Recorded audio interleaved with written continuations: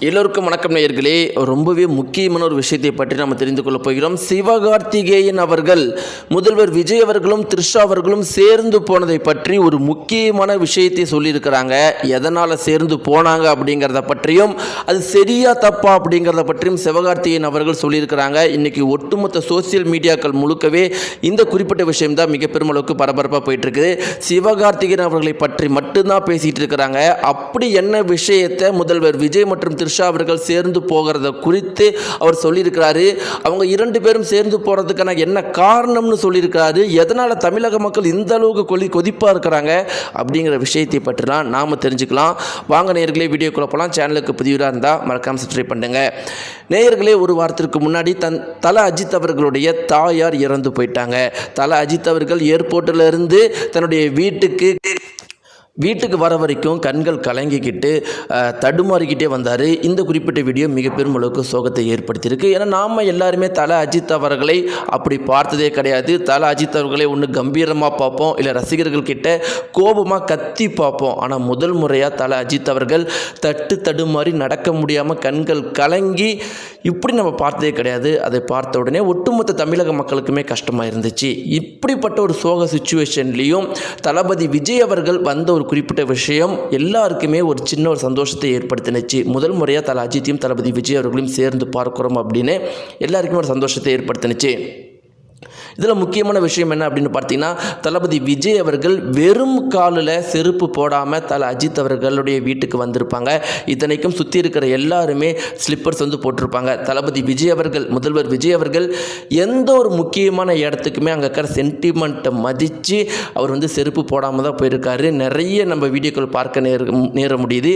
இப்படி இருக்கிறப்ப தல அஜித் அவர்களுடைய தாயார் இறந்து போயிட்டாங்க அப்படிங்கிற செய்தியை கேட்ட உடனே முதல்வர் பதவியிலே இருந்தாலும் தளபதி விஜய் அவர்கள் உடனடியாக தல அஜித் அவர்களை பார்க்க போயிருக்கிறாரு. இதில் முக்கியமான விஷயம் என்ன அப்படின்னு பார்த்தீங்கன்னா, எலெக்ஷனுக்கு முன்னாடி இதை தளபதி விஜய் அவர்கள் எத்தனையோ முறை பண்ணியிருக்கலாம். எத்தனையோ காரணத்தை கொண்டு தல அஜித் அவர்களை பார்க்க போயிருக்கலாம். ஆனால் அப்பெல்லாம் போகாமல், ஓட்டுக்காக எதையுமே பண்ணாமல் முதல்வரான பிறகு போயிருக்கிறது என்ன தெரிய வருது அப்படின்னா, முழுக்க தல அஜித் அவர்களுடைய ஒரு நண்பராக தான் போயிருக்காரு.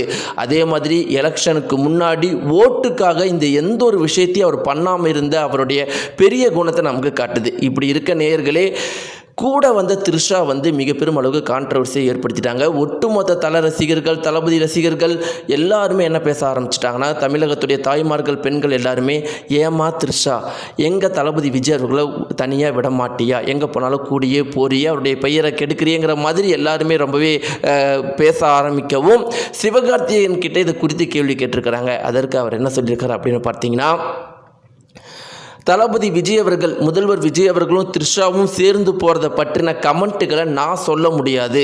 அது அவங்களுடைய தனிப்பட்ட விருப்பம். ஆனால் இது தவறாக பேசுகிறதுக்கு என்ன இருக்குது? இருவரும் நல்ல நண்பர்கள். அதே மாதிரி இருவருக்குமே தல அஜித் அவர்களுடைய நண்பர்கள். அதனால் இருவரும் சேர்ந்து போயிருக்கலாம். இதற்கு முன்னாடி கல்பாத்தியுடைய திருமணத்துக்கு இருவருக்கும் பத்திரிகை வைக்கப்பட்டிருக்கும். அதனால் இருவரும் சேர்ந்து போயிருக்கலாம். ஏன்னா முதல்வர் விஜயும் த்ரிஷா அவர்களும் நல்ல நண்பர்கள் தான். இதை நம்ம பெருசாக பேசாமல், ஏன் நீங்கள் பெருசாக பேசுகிறீங்க, இது ஒரு சாதாரண விஷயமா கடந்து போயிடுங்க. இந்த பர்சனல் விஷயத்தை பற்றிலாம் நான் பேச விரும்பல, வேறு கொஷின் கேளுங்க அப்படின்னு சிவகார்த்திகேயன் அவர்கள் சொல்லியிருக்கிறாங்க. இது குறித்து சமூகத்தில் என்ன சொல்கிறாங்க அப்படின்னு பார்த்தீங்கன்னா, ஏப்பா சிவகார்த்திகேயன், நீயே அண்ணன் அப்படின்னு சொல்லிட்டு இமான் அவர்களுடைய ஒய்ஃபோடு சம்மந்தப்பட்டு உன்னை பற்றி நிறைய பேர் பேசிகிட்டு இருக்கிறாங்க. இப்படி இருக்கிறப்ப நீ எல்லாம் இந்த மாதிரி விஷயத்தை சாதாரணமாக தான் பேசுவ அப்படின்னு சிவகார்த்திகேயன் மேலே இப்போ சமூக வலைத்தளங்களில் நேயர்கள் எல்லாருமே, தளபதி ரசிகர்களாகட்டும், இல்லை தமிழக பெண்கள் தாய்மார்களாகட்டும், எல்லாருமே கடுமையாக விமர்சனம் வச்சுட்டு இருக்கிறாங்க. நேயர்களே, உங்களுடைய கருத்துக்கள் என்ன? சிவகார்த்திகேயன் சொன்ன சரின்னு நினைக்கிறீங்களா, இல்லை தப்புன்னு நினைக்கிறீங்களா? உங்களுடைய கருத்துக்களை கீழே கமெண்ட் பாக்ஸில் மறக்காமல் தெரிவிங்க. நன்றி.